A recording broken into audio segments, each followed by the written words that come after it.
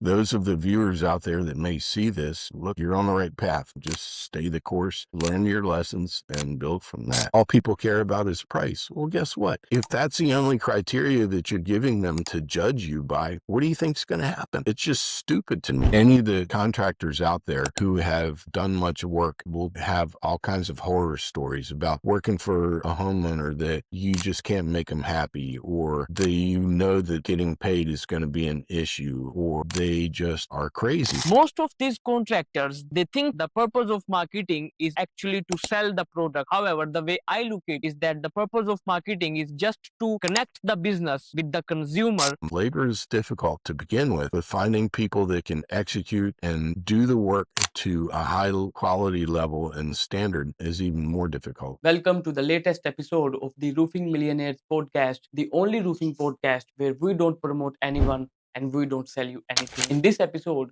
we are sitting down with Rick Ringer from Ethical Building Solutions in Florida, and we have discussed why roofing contractors deviate from the path that made them successful in their roofing career as they scale, and how you can take control of your roofing business in the coming times by getting back to the basics and staying closer to the learning curve. So do like and subscribe to our YouTube channel if you want us to bring more roofing experts like this on the show to help your roofing business, and give us a 5-star rating on Apple Podcast as well. Let's dive in. Would you briefly introduce yourself for the audience? Yeah, my story begins in 1980. I was dating a girl, and her dad was a very successful custom home builder. I was just going out and helping him out in the evenings and weekends and that sort of thing. So I learned how to swing a hammer, and he taught me a lot of really cool trade things, and just went from there. We were having a lot of fun building houses. Ended up going off to college, and at that time, the economy really started to slow down.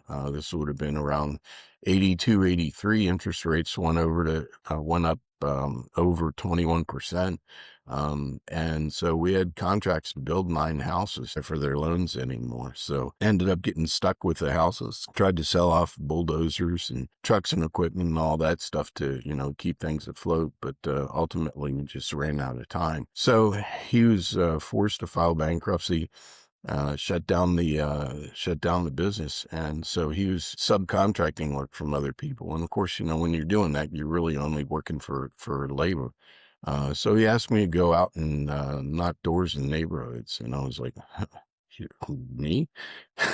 So nothing about that, but hey, I love the guy dearly, and he's been just a huge influence in my life, professionally and personally. Certainly I was going to do everything I could to help him out. So starting out knocking doors, I had no idea what I was doing, so I made every mistake there was to make. I'm out there, it's like knock, knock, knock. You don't need a new roof, do you?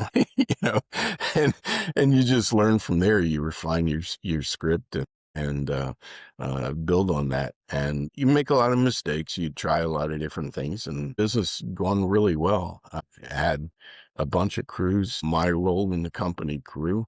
And my girlfriend and I got married in, I guess, 1984, and we were still together today. So we've been together 46 years. So she's earned her spot in heaven, because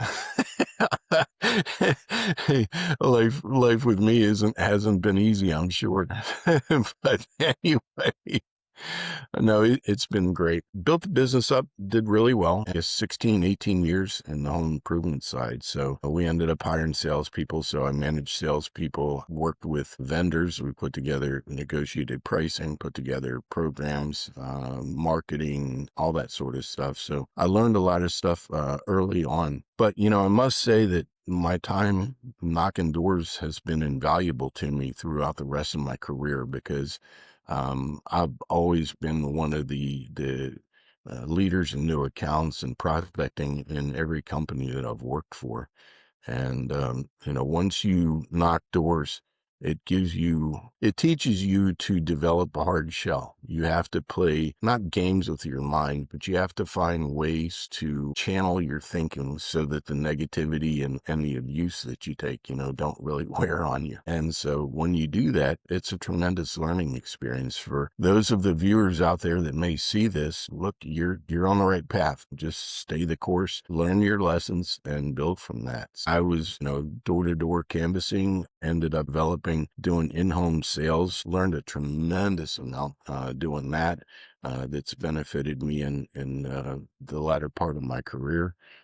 So a lot of lessons. So anyway, we got rolling along, and he was doing really well and decided to kind of step back a little bit. So his son ended up taking over the business. I worked in distribution, worked for manufacturers. I've been doing that for the last 30 years. You have been in part of this industry for like nearly 5 decades. What has kept you a part of this industry? Because most folks or people or roofers that I meet, they want to take their roofing career to a certain extent and then they want to get out of it.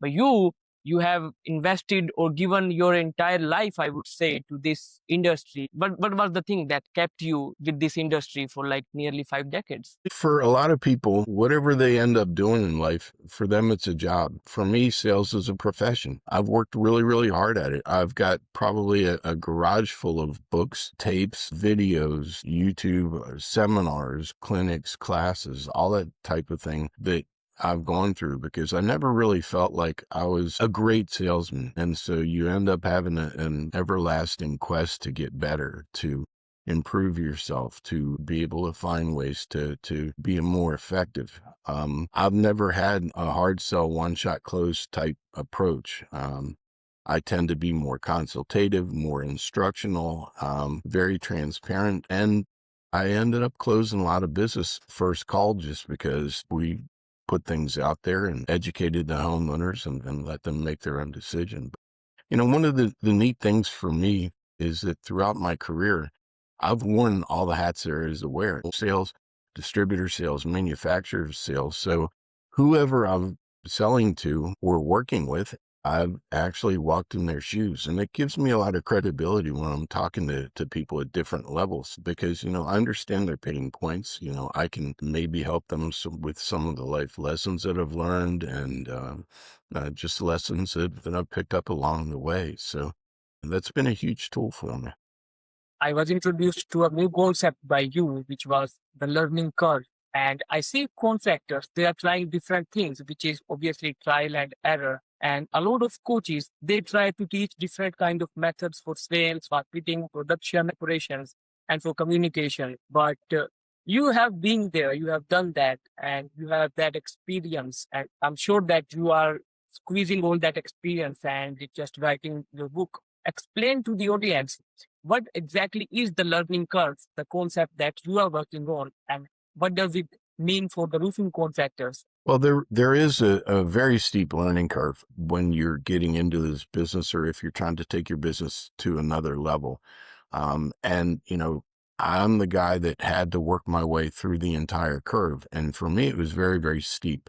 I made so many mistakes along the way, but, it was just trial and error. You throw it against the wall and see if it sticks. And so my goal and my hope is doing things of this nature, or book, or whatever, to try and help others. It's difficult business. It really, really is. And as much as people want to believe that things have changed, essentially at the foundation of this business, things are all the same. So when we get into difficult economic times, shortcuts, or they want to make things very, very complicated. And at the end of the day, when things get difficult, you got to go back to the basics. Right now, my advice to guys that are having difficulty is, look, you go out and you do a job, you put up your job site signs, you make sure that you have your vehicles and your trailers and stuff like that marked so people know who you are.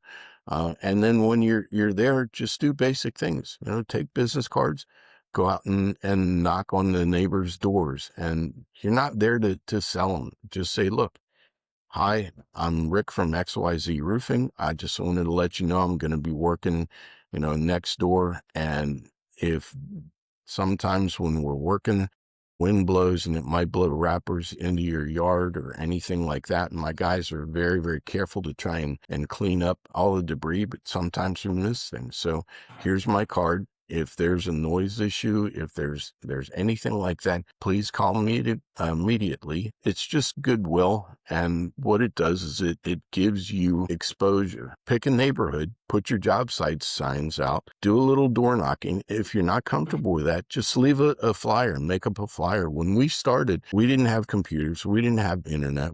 So I ended up taking a piece of copy paper and I had a Sharpie. And so I made up my own little flyers that were very simple. If I knocked on the door and nobody answered, I just leave the flyer on the door. You get a low return, but the benefit is that you get awareness. People in the neighborhood know that you're working and that you're there, and make sure you put your job site signs up.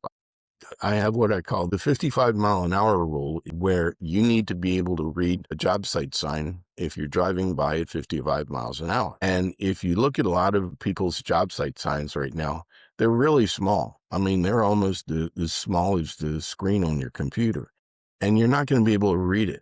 For ours, they were large. They were probably 24 by 30.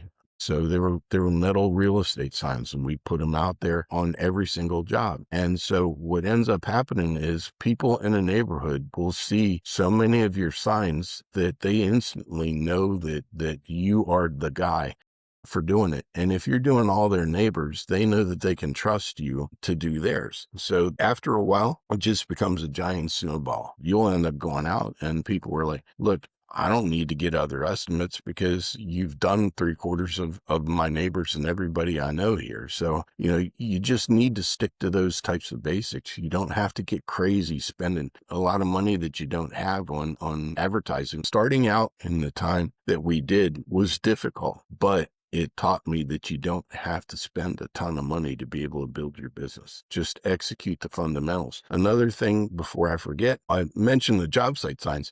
Keep them simple. Put your name, your phone number, and maybe a website at the bottom. You don't need to make it look like a restaurant menu. Just keep it simple. You just want to pass on the basics. Same thing with your trucks. One of the great things now is they have these beautiful wraps. But if you really stop and pay attention, you're going down the road, look at some of the wraps on vehicles. They'll have pictures in the background. What happens is the words get lost in those pictures. You have no idea what they do. And remember, you have maybe probably 1 to 3 seconds to tell people what you do. Keep it simple. If you want to do anything in detail, put it on your tailgate.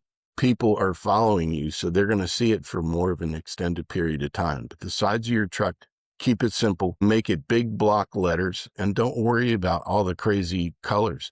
A lot of this stuff will win words for artistic beauty, but your job is just to get your name out there. Keep it simple. Okay, I agree with every single thing that you have said, and this is something that I never focused upon as well. And like the yard signs, no one has ever thought of it like this, that they are not readable if you are driving like a 55 miles an hour. And I think so. This is my personal opinion on this, that these kind of realizations or observations, they come to you when you are keen about your work, you are fond of doing the best thing, when you actually want to learn and like deliver value to your customer. What does this like beating the curve mean in a concrete real world? Like what I can sense when I hear this thing is that when we start our journey from here, but as we move, it starts declining. We don't learn. We don't go like this. We go like this. And do you feel that money is affected, the revenue is affected, that affects the learning curve? Or is it just time? Like with time, humans have this tendency to think that I know everything and they stop learning. Or do you feel that with revenue, people just get their heads out of their bodies, and it gets so enlarged that they don't see the bigger picture and they think so that, okay, I'm doing good now, I don't need to learn anything new? Well, it's interesting with the curve. When guys seem to kind of go downwards, it's because they tend to get away from the things that built their business. And if you really pay close attention, when when economic times get slower, you'll see businesses change their mindset. So all of a sudden, you'll have a very entrepreneurial, growth-driven company, and then all of a sudden they start to panic. And when they panic, they start cutting expenses. So first thing they do is we're gonna cut our advertising, get rid of salesmen. That makes me just beat my head against the wall. Why in the world, when you need revenue, are you getting rid of the people that drive your revenue? Why are you unloading salesmen? Especially a lot of the companies have their salesmen on commission or, a small base or whatever. What are you doing? And so they start finding ways to cut. And really, they've got to change their mindset. To imagine, if I'm starting this business, what am I going to do? I'm going to advertise. I'm going to go out and I'm going to shake hands. I'm going to knock doors. I'm going to put out flyers. I'm going to be involved in little things in my community. There's a lot of things that you can do to generate leads and to improve your closing rates without having to spend a ton of money. And so people need to get back to the basics. There's some great tools out there right now that you can use, especially with computers. You've got AI to help you generate a lot of your marketing. Companies around me that are doing a great job of coming up with some very, very clever advertising. And so there's a lot of ways to do this on the cheap without having to hire agencies and spend a lot of money on things that in difficult times that maybe you don't need or you don't necessarily want to have that expense until things improve. What's carried me through every downturn has been just going back to basics. If you run a company, you need to make sure that people are executing things and maintaining your standards. Don't cheat on your quality. Don't cheat on the materials that you use. Don't cheat your process. Make sure that your sales force is executing everything in the presentations that you want them to do. One of the things that drives me insane now, and this is probably for later on or a different meeting, is we've gotten spoiled now by this electronic thing, and it has made people get lazy. So for example, somebody will call in, say, hey, I'd like to get an estimate for my roof. So what happens? The contractor pulls up an Eagle View, he ends up putting a price on it, and he emails the estimate out to the homeowner. And so all of a sudden, the homeowner gets the estimate in the mail. He never meets with him, never talks to him, never goes through all the benefits of why they need to hire him to do the work. And then me as a distributor rep or supplier rep, I go out and I talk to him. It's like, well, how's business? Oh, I tell you, it's just terrible. Things are so slow. The price competition out there is just horrible. It's worse than it's ever been. All people care about is price. Well, guess what? If that's the only criteria that you're giving them to judge you by, what do you think's going to happen? It's just stupid to me. You've got to get in front of the homeowner. You need to execute the basics. You need to talk to them about your company. And the other thing that you really want to do is make sure that you're different from everybody else. One of the things that used to just drive me insane is that you'll have contractors in a market and they'll all use the same shingle. So I'll just pick one, GAF, right? So homeowner gets estimates. They've got 5 estimates and they're all GAF. Well, if these guys aren't taking the time and building a case for their company, sell the company, sell your reputation, sell your workmanship and all that. If they're not doing this and the homeowner has 5 estimates for GAF, which one do you think they're going to pick? They're going to pick the cheapest one. So all of a sudden you get into this whole price battle. For me, I didn't want to use what everyone else used. I wanted to use something different. I used to have a presentation that I would do for contractors. I'm kind of giving away all the home secrets now. So I would take 2 cans of Coke. And so I would drill a hole in one of them. I would drain the Coke out. And so I'd sit on their desk and I'd say, okay, so one was empty. The other one was full. I was like, okay, here's one for $5. Here's one for $3. Which one are you going to pick? And so they're like, well, the one that's $3. Okay, good. I'll pick it up. And they'd find out and it's like, oh my gosh, it's empty. Well, yeah, guess what it is?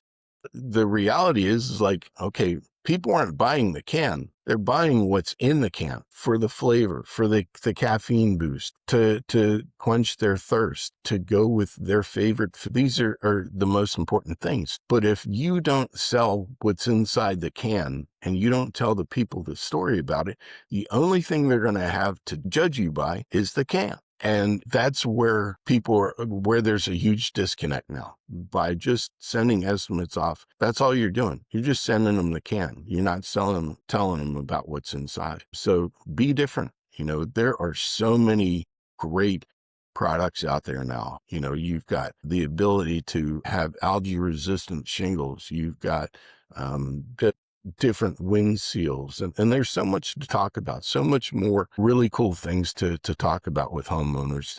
It's really an exciting time. You've got different underlays, you've got different flashings, you've got different ventilation products. I mean, if you're not taking your time and going through that, then you're really doing yourself and your homeowner a disservice. And another thing that drives me crazy is you will have contractors that will start out with a $25,000 roof. Homeowners get sticker shock. What if the homeowner doesn't have the financial resources, or the house is a flip, or they're not going to be there for very long? Why in the world are they going to spend dollars on a roof that they really don't need to? So what I did is I would have what I call the menu approach. So I would do my basic proposal. I would end up just covering all the basics and building a very inexpensive roof system. So then I would get into accessories. So, okay, well, here's the price to upgrade to synthetic. Okay, it's another $400. Here's the price to upgrade to peel and stick over the entire roof surface. So that's $700. Here's the thing for additional ventilation, for a better shingle. And so what you want to do is with every one of those different items, assign a dollar value to it. So that way, initially, you're making a $10,000 sale. Okay, so you've sold that. And then all you're doing from then on is just making incremental several $100 sales, $300, $400.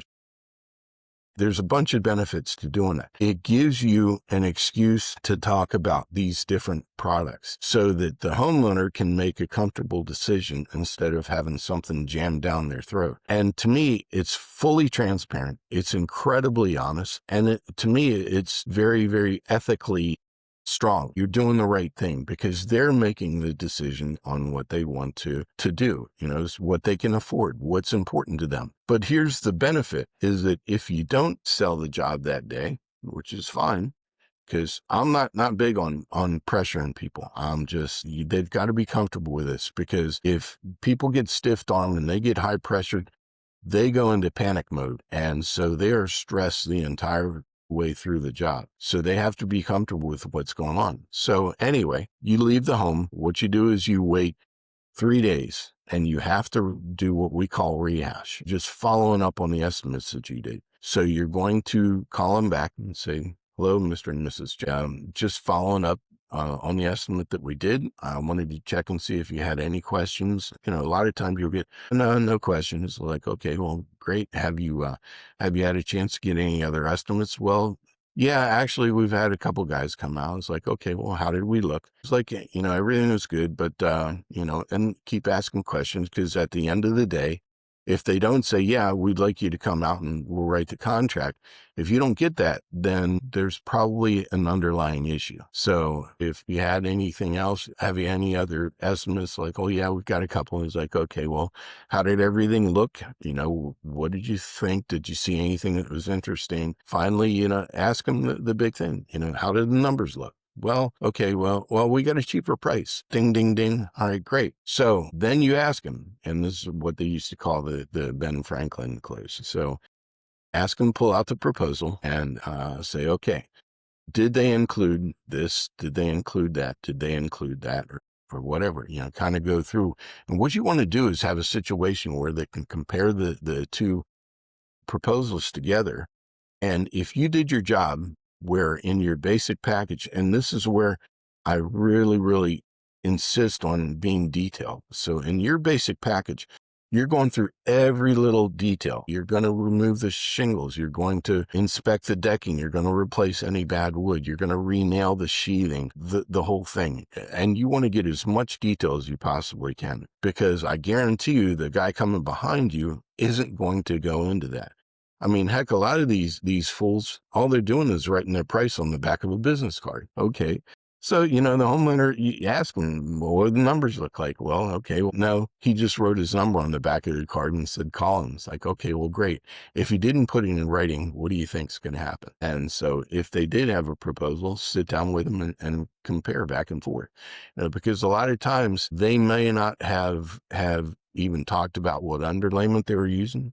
So if you're looking at using peel and stick or ice and water to the surface and they're not, there's a huge price difference between those two systems. So my point is, you want to get things down to an apples and apples thing. So, that's a great way for most of the guys to handle that. And then also too, look, you don't want to be the lowest guy. You don't want to be the cheapest guy, because the cheapest guy always ends up, going out of business.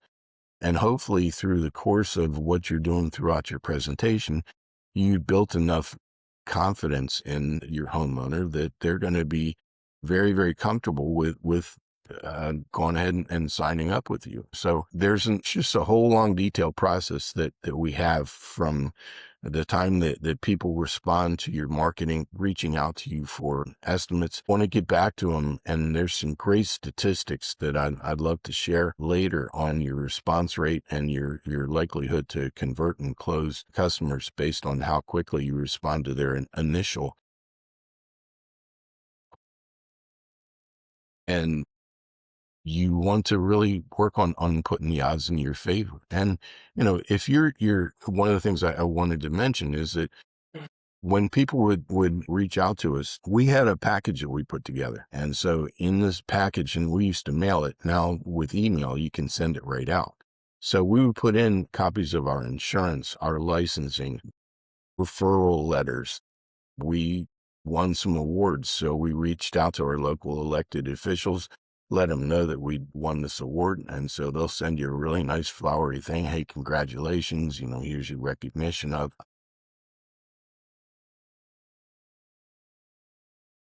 Also, too, we would end up putting in sheets of references of all the jobs that we'd done in their neighborhood or in their area. So by the time they got this, they got a chance to read through it. And by the time I got there, they already knew who we were. And so that familiarity really was a huge closing tool. You have shared like all the fundamentals that I would say a good roofing sales system needs. And the question that I have here is you are talking about all these things. These require effort and care and time. And most of these people, when they are starting out, Rick, they need volume. And I am a believer of strength, not volume. Like if I am building a perfect sales system, that will be based on strength, like how effective my sales process is, or how effective my follow-up system is, or what kind of customers am I reaching out to, or what kind of homeowners am I reaching out to. These will be the factors that I will be judging my sales system on. But I see contractors now, they just want more volume, and volume. But what you are referring to, the things that you are saying, they require time. And I think so that if someone wants to create their sales system on volume, these things are not achievable. However, what I feel is when you build a system like yours, what happens is that even with less number of leads, you have more close conversion rate, because the leads or the homeowners you are working with, they know that you care. And you know that what kind of customer you have to work with. You have your ideal customer defined, and you have your entire sales system based around that one ideal customer that you want to serve. Now, if you feel that I am correct here, or if you think that strength is a better approach than volume, then right now, if you have to design a perfect sales system, with all the knowledge that you have, how would you do that step by step if strength is the basic foundation of a sales system? Like William. You raise a really interesting point. For me, I was always just obsessive about driving lead generation. I wanted to get our name out everywhere, because when you have a lot of leads as a contractor, like it or not, you can be picky with who you do work for. We all, and I'm sure that any of our roofers that end up watching this, they all have stories to tell about making sure that you're doing work for the right people. There are just some people out there that you cannot make happy, or people that are just crazy, or people that are trying to get over on you or have you do the work and they're not going to pay you, or people that are incredibly price oriented and all that sort of things. When you're going out and doing your estimate, you need to be interviewing them as much as possible. Problem is, when I lived up north, you'd get into the winter and things would get really slow. So you felt like you had to sell every lead that you got because things were difficult. And you end up taking contracts with people that just weren't a good fit. The key is you have to be obsessive about driving leads, but obviously you want quality leads. But the leads, having a lot of leads gives you the ability to be selective about who you do work for. Any of the contractors out there who have done much work will have all kinds of horror stories about working for a homeowner that you just can't make them happy, or that you know that getting paid is going to be an issue, or that they just are crazy. So it all happens. I mean, we all have tons and tons of horror stories. Fortunately for me, a lot of them were ones that I heard from my friends that were roofers, but it was a very hard lessons for me to learn. Part of the learning curve early on is that I wanted to sell everybody. I wanted to do every single house. And when I learned that I needed to pick and choose which jobs I ended up doing presentations and doing estimates for homeowners, and we're having our meeting, I'm interviewing them just as much as they are me, because, you want to do work for people that you're going to get paid, that are going to appreciate what you're doing, that understand your process and all that sort of thing. And so that's absolutely critical. But the flip side of the coin is a lot of people are just obsessed with volume for volume's sake. I worked with a contractor back last fall. I was doing some consulting work with them, and their closing rate was only about 22%. Which to me is just insane, because they were breaking a lot of the basic rules. And the reality, when you're only closing that amount of business, you're losing an incredible amount of money. You're spending a lot of money to generate leads that you're not selling. And they weren't selling really because they just didn't have much of a sales process. They were emailing a lot of their quotes out. There was very little human. It's just a whole laundry list of things. So the things like I was talking about with your presentations, how to orient your pricing, do your proposals, all that type of thing. The whole goal is that you want to try and be as efficient as possible. You want to get your closing rates up really, really high. Some of those who've been to business school and they've had an economics class, you remember, they do the graph where you have the volume and the price, so you want to find somewhere that's in the center of that X, where you're charging the right price and you're maximizing your profit by making sure that you're efficient. And the one way to do it is to focus on your presentation, put things together, talk about the little things, do the little things, be different. That's really one of the keys.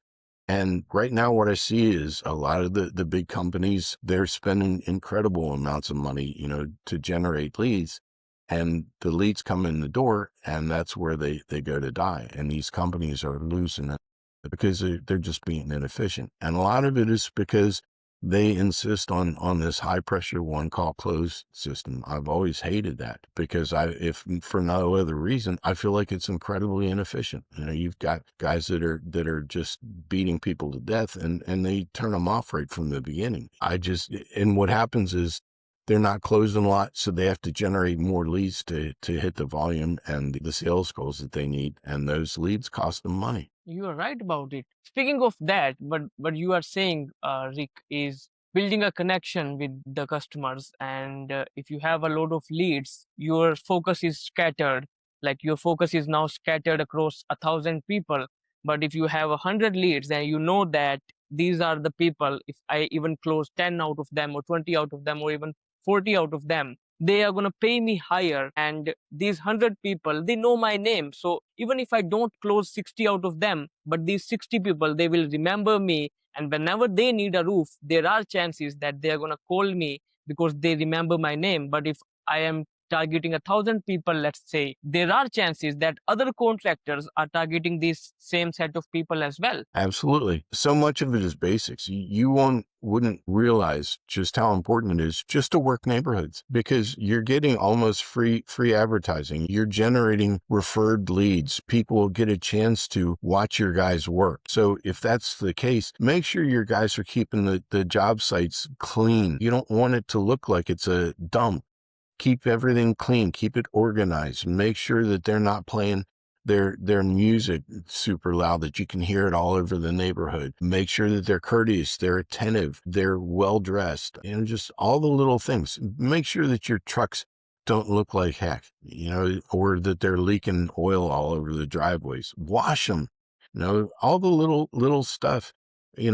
Step back and think of it. If you're a homeowner, what is the kind of contractor? What are his qualities that you would look for someone that you would want to buy? I'm a big advocate in marketing. If you have a Facebook page, if you have a website, put pictures not only of you, but also your people. We had presentation books, and now you can do it with laptops or iPads or whatever. This is something I'm a huge advocate of, is talk about your process. It's like, okay, I'm going to use Florida, for example. Okay, so, if we agree that you'd like me to do the work for you, when I go back, we're going to submit for a permit to do your roof. So when the permit's approved, we're going to give you a call, let you know, we're going to schedule the installation. And then from there, then you're going to talk, okay, then I'm going to have my distributors going to bring the materials out. Show a picture of the truck so that they see. So when this ginormous truck shows up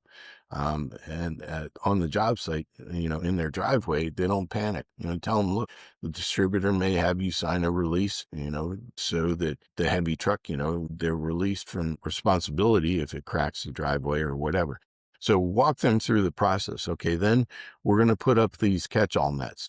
And, I don't want to be a salesman for catch-all, but I tell you what, that's probably one of the greatest inventions around. They put what it is, it's like a net system they put around the job site. You can even get your logo put on it, but it protects the bushes, protects the grass, keeps the nails out.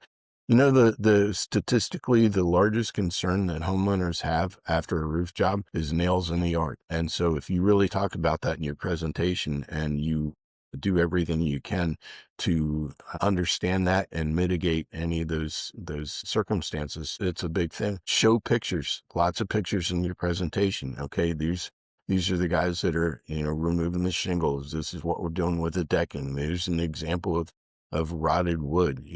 Here's the pictures of my guys that are coming out. And so when your roofer, when Ron shows up and he arrives on the job site, they've already seen what he looks like.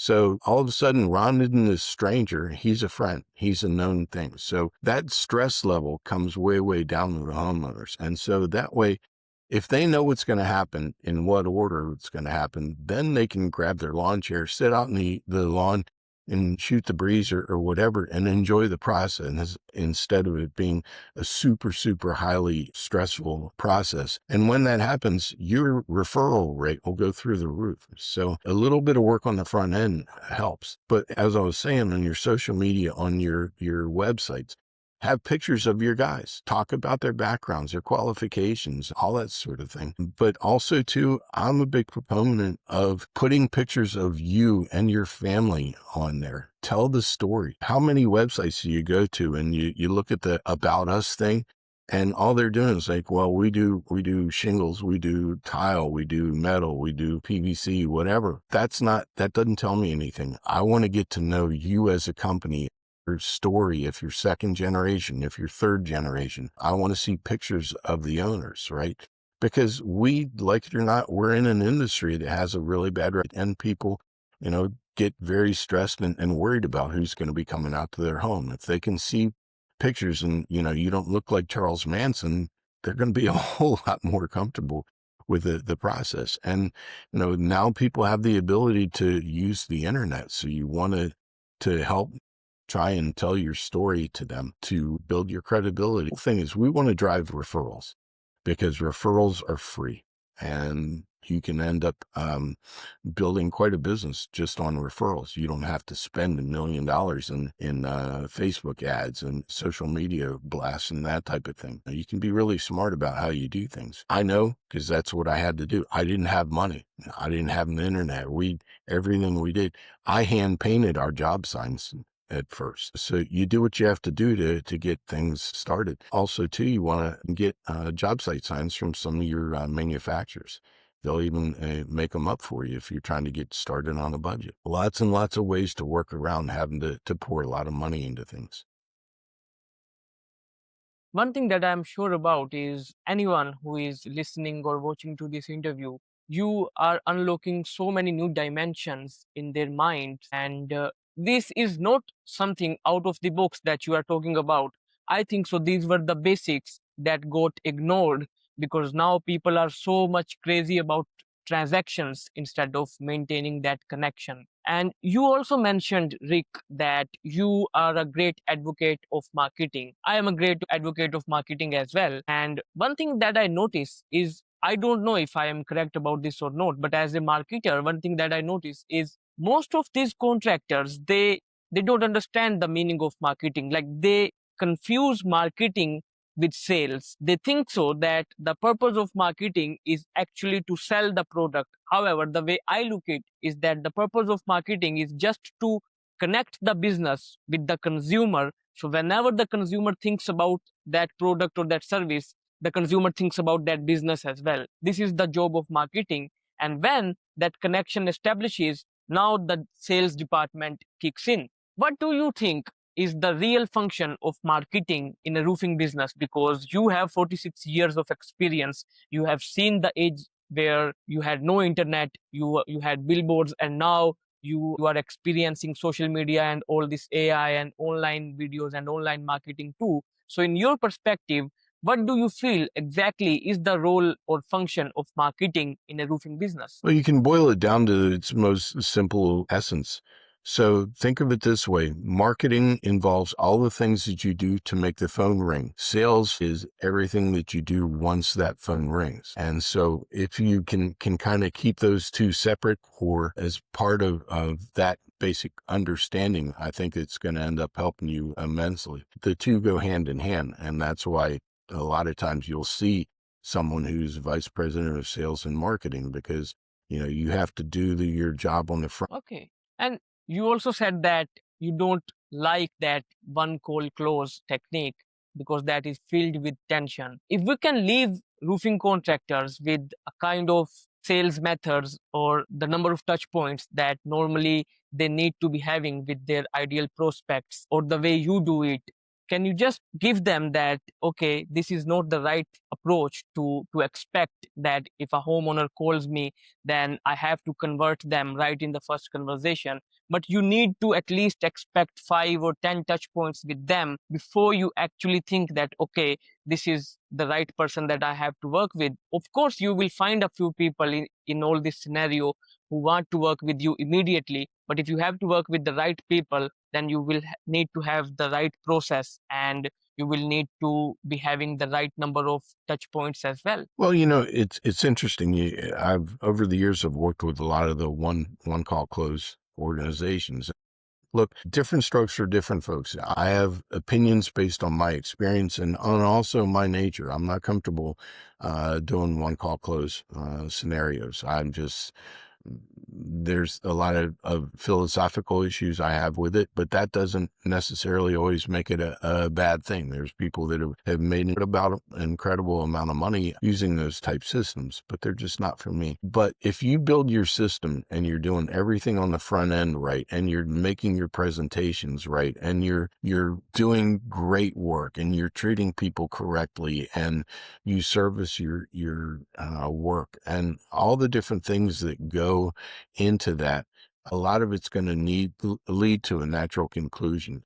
I don't know the exact numbers, but I got to a point where I was probably closing 70% or more of estimates that I ran or presentations that I did just because it was a comfortable thing. But, I had to do all of those things leading up, we're sending the packages out. We're, talking about our process. There's just so much more that goes into that I'd love to share, at a later time in how to do that.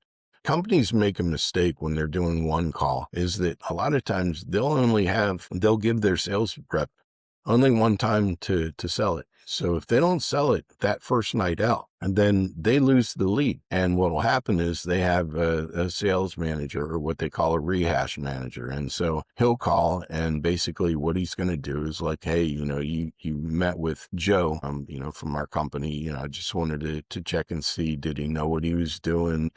Did he do the presentation? Did he talk to you about this and that and everything else? And of course, the people were like, yes, yes, yes, yes, yes. And then finally he'll get down to, well, why didn't you buy? Well, inevitably, if he did all of those things, it'll come down to, well, you guys are just so expensive. Well, then his job is to start cutting prices. So he'll end up playing let's make a deal until they end up, arriving at a number that, if it started out at 25,000 and they get you down to 19, they think they got a great deal. Meanwhile, all the other legitimate contractors, so, they're still killing people. But by putting that pressure on the salesman to close it that night, it defeats the purpose. He can't build a relationship. His priorities are totally shifted towards you have to do it now or I'm never going to get a chance to earn a commission check. It's wrong. It's difficult because it puts the priorities in the wrong place.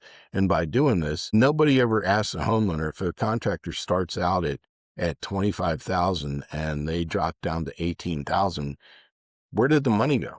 Unless they get rid of the value or they take things out, the buyer's number one fear is fear of loss. And so there's a lot of these scripted presentations that deal with that. They do what they call takeaways. Okay, well, we'll take away this. We'll take away the peel and stick. We'll take away the flashing. We'll take away the ventilation or whatever. But, if you could have sold it to me at 18,000 all along, why in the world did you try and sell me at 25? And that creates a lot of concern in people's minds. And to me, by doing it bottom up, by being transparent, giving them options, letting them understand what's going on and assigning a value, then it's completely transparent. It's very, very ethical. It's honest. And they're part of the decision-making process. Maybe they aren't going to be in the house for very long, so if they are, then having diamond encrusted flashing isn't going to matter to them. And I always, before I forget, I always start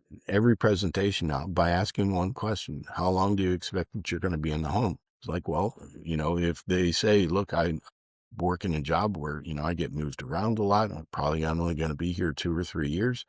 That you're not going to be selling them all of the options. They're going to go for just a simple roof system and be done. If they say, look, I love my house, my wife and I have been here for a long time, raised our kids here, they're going to bury us in the backyards, then that they're going to be more interested in the quality. And so it's going to be more appropriate to talk to them about different options and packages and things of that nature.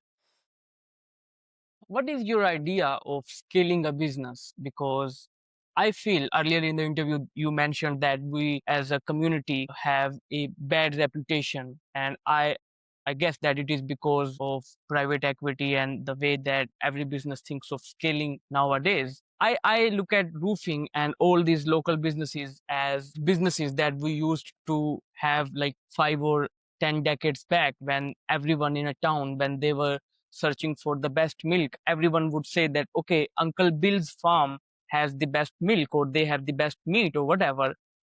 And the same way, if someone is looking for the best roofer, everyone would say that, okay, it's Rick the roofer who is the best roofer in town.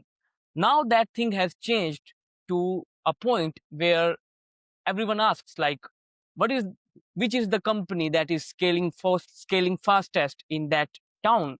And that is Rick the roofer.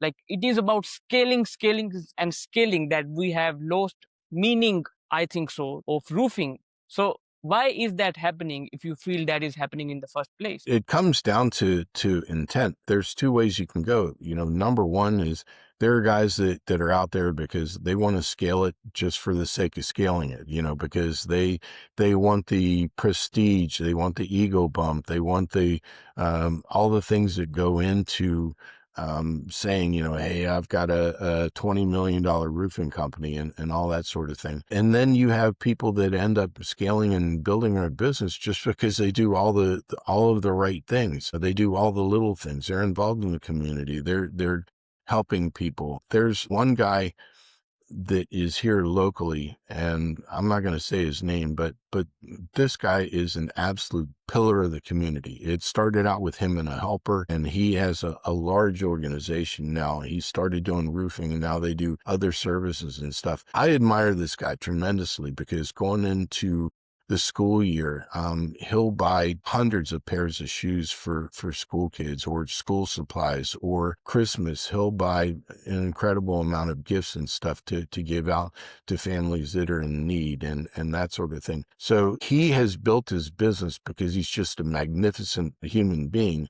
And community has responded in kind because he's just been so legitimate. But a lot of these guys are just doing it because they just want to get rich. They're going to build a company up, then they're going to sell it to private equity, or they're going to do whatever just for the sake of it. And those are the guys that really, in my opinion, kind of build their house on sand. I can't tell you how many contractors over the years that I've met with, and they were like, yep, I had a 35 crews, or I had 50 crews or whatever, and I scaled it back. And when I did, I ended up making more money than I did before because I was spending my entire life babysitting and working for those guys and not for my business. So getting too big is definitely a concern because it gets to the point where you can't manage it. And really the biggest limiting factor for a lot of companies is just finding labor. Labor is difficult to begin with, but finding people that can execute and do the work to a high quality level and standard is even more difficult. And so you have to put in management systems, have supervisors making sure that the jobs are getting built correctly, that they're cleaning up, that they're doing all those types of things. So as you build, you end up adding a lot of expense that you may not think about. Also, too, you're going to run into glass ceilings. You'll build to a certain level, and then all of a sudden you can't run it from your home. You have to move into an office, and then you go from an office to needing an office that has some warehouse space, and then you need a building, and then you need a fleet of trucks. I mean, there's a lot of things that go into building a very, very large organization. That's a bad thing, but certainly we all dream of being able to do that. But understand that it's not all milk and honey. If you had a chance to create a company based on transactions or create a company based on connections, which one would you choose? Absolutely connections. Absolutely connections. I would want to be the guy that I just talked about, who does great things for his community, that is very involved, that helps people. My son, God bless him, he goes to McDonald's and there's sometimes homeless people. He'll buy extra food and give them to them just because that's what's in his heart. He loves helping people. I could just give you a whole list of things. And so when you're building a rock solid business based on all solid fundamentals, success is going to find its way to you. My dad worked for Coca-Cola for 42 years. He started out on a bottle washing machine. He was hired as a vice president. And for a large chunk of his career, they had him going around to different plants and turning them around. And there was nothing really secret. There was no big secrets for him. He had a 5-point plan, and he would go out and he would partner with a local gas station or grocery store or whatever. They'd go in, they'd organize a beverage section, he'd put up signs, he'd put in internal cooler, he'd have a vending machine outside, and he would help them grow their business and help them be more successful. With them being more successful, ended up, making him more successful. And when I was in distribution, that was absolutely, what I tried to do. I'd spend a lot of time with my contractors, especially the younger ones, doing presentations, making making sure the jobs are run correctly, all that type of thing. And, I was able to help a lot of guys over the years. And to this day, I take tremendous pride in the success that they've enjoyed. And that to me, at the end of the day, that's really what it should be about. The guys that are out there in a transactional mode, they're just building their house on sand. You've got to have that solid foundation and ethics. When we were starting out this interview, you mentioned that the market is heading towards a kind of strange situation and everyone will panic. It is not the time of panicking. It is actually the time of settling down and just focusing on doing the right thing. I had someone on my podcast a few weeks back, and he is a multi-million dollar business owner as well in Georgia. And he mentioned that it is a time of big squeeze in roofing, like businesses need to squeeze themselves and they need to like do all the things that you mentioned someone should not do in this time. Now I don't want you to comment on his opinion. Of course everyone has their own opinions about the business, Absolutely. but you mentioned that we are heading towards crazy times. What advice do you have for roofing contractors who are listening to you and who agree with your opinion about this situation, and now they don't know like what is the right direction for the future? If you can tell them something concrete that these are the things that you should do in the coming time, and I am referring to the supplier side, because there will be issues of supply chain as well in the future that I can guess. So based on all these scenarios, what are your recommendations or advice for a roofing contractor who is doing business right now? I want to start by saying I don't ever want to consider myself or be viewed as being any guru. I'm just a guy that's done it for a long time. I've learned so many lessons the hard way. I'm not out here to be any influencer. I'm just a guy that, how do you do this? I'll give you some ideas of things that I've seen that work through, that I've found to work well for me personally. When things get difficult economically or whatever, I always go back to the basics. And that's what I would tell these guys. Let's not get too crazy with a lot of the stuff that we're doing. Just do your basic stuff. A lot of the things I've already mentioned, with lead generation. Well, we don't need to generate 100 leads, from the Facebook ad, if I can't handle 100 leads. The main thing right now is I would focus on doing all the little that I can to increase my closing percentage. 100 leads generated, but if you're only closing 20 of them, a legitimate leads, if you're only closing 20 of them, you're wasting money. For all the people that are qualified, solid leads, you should be trying to close 70 or 80% of them. Some guys will hear this and they will lose their minds, but it's legitimately possible. Again, I was never the most expensive guy in the market, but I also was not the cheapest guy. When people talk to me about, they're outbidding jobs to homeowners, that triggers me, because you should never be in a bid situation or a bid mentality. The lowest price isn't going to win. I very strongly recommend listeners try and find books by a guy named Rob Best. I've listened to seminars and read books and all that.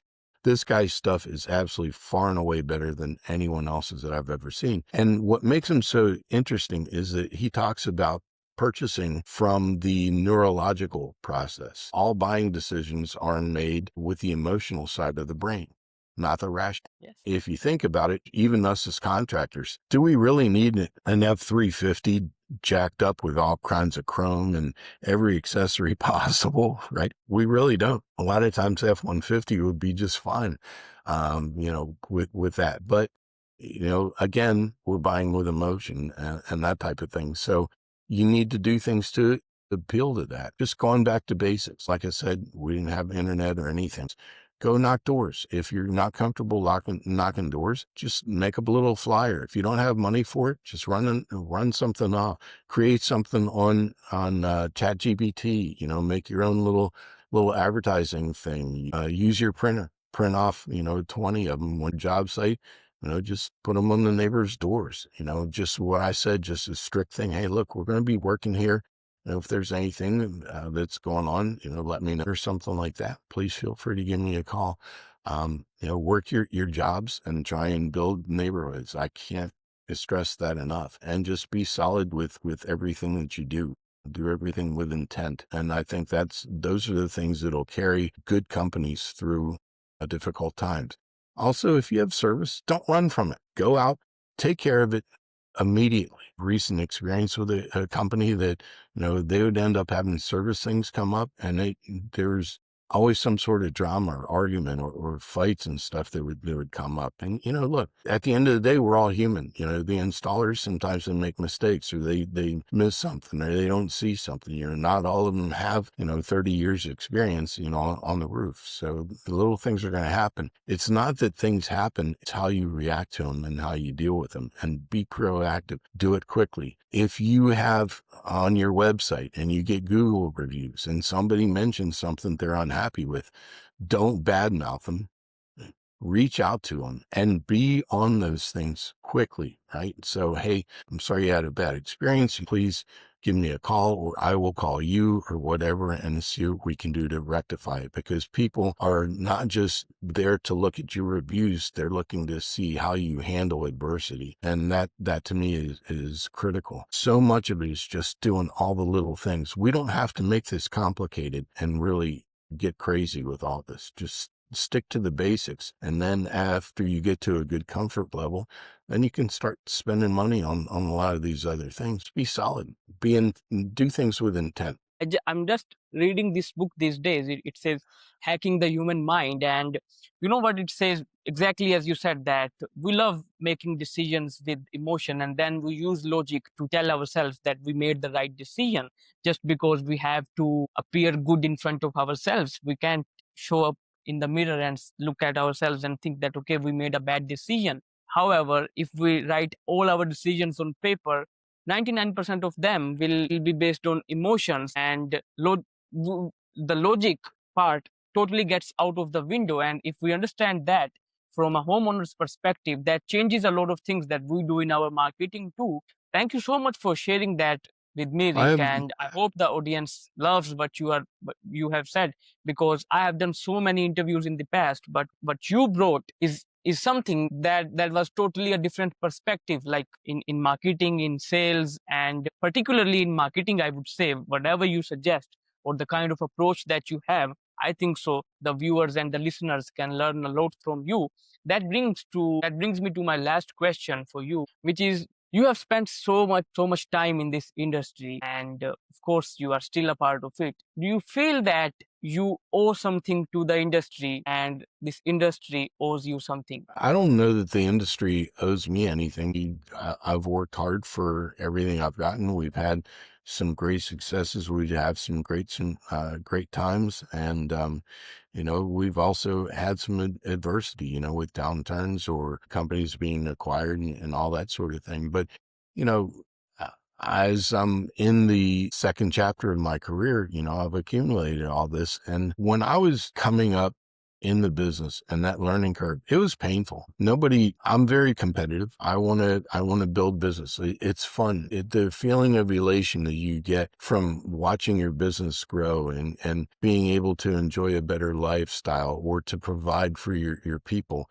When we were just starting out, I was constantly just terrified where the next job was going to come from, but you didn't want your roofers to go hungry, or to have periods where they weren't working. So that's an incredible amount of pressure and stress and things of that nature. And so I know that there's a lot of contractors out there right now that, they're struggling, they're fighting to keep things going. My hope and dream and intent through all the stuff that I do is that I don't want them to go through what I went through. I help them through that learning curve. I want to help them be better business people, better tradesmen, so that they don't have to go through this. It takes an awful lot of experience and time to get to where I'm at. So my hope is to be able to give back to others, because at the end of the day, I've learned a lot just from friends in the industry and people in other businesses. When I was a kid, I wanted to go to Harvard Business School because it was the best. Well, I was never going to be smart enough or rich enough to be able to do that. But I found out that they taught using case studies. So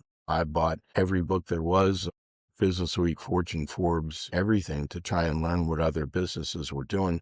And then I would just take a step back and I'd look at businesses around me, how other contractors dealt with different things, and just to see what worked and what didn't. So you try and learn from that. So, my hope is to try and share some of that to give back, because I've gained so much from so many others, and hopefully I can pass it on. There's a lot of people want to be very proprietary and secretive with what they're doing. Come to find out, nobody's reinvented the wheel.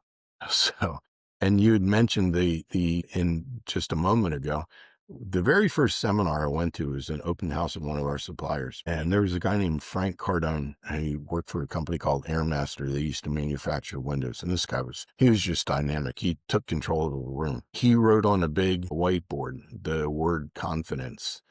And it struck me. So he's like, when I am dealing with a homeowner, confidence is the most important thing. And I need to portray confidence in my product, my company, myself, my people, and my offering. And I think if contractors, that stuck with me, obviously, and that was, gosh, 45 years ago or whatever. But I think if what you're doing has that as its foundation, that's going to serve you very well. Thank you so much for your time, Rick, and I really enjoyed having Enjoy this this. you. I hope next time we sit down, we have a deeper conversation on the learning curve. And by then, you have published your book as well. So we can do an analysis of that. Maybe we can use scenarios from your book and everything. But, anyways, I loved having this conversation with you. And thank you so much for your time. I wish the best to you. And I hope that you have a great year ahead. It's been an honor being here. I can't thank you enough for inviting me to be part of this. And I'm an open book. If anybody has questions or they just want to brainstorm or whatever, reach out to me. I'm more than happy to spitball ideas and stuff, and do whatever I can to help anyone. So thanks again. This has just I'm been going to so drop much your fun. contact information in the description of the video. So if anyone has to reach out to you via email, they can easily contact you and then you can just help them. That's terrific. Well, thank you so much. And to everyone out there, thank you for putting in the time to listen to an old man ramble. Okay, take care of yourself. Have a great day.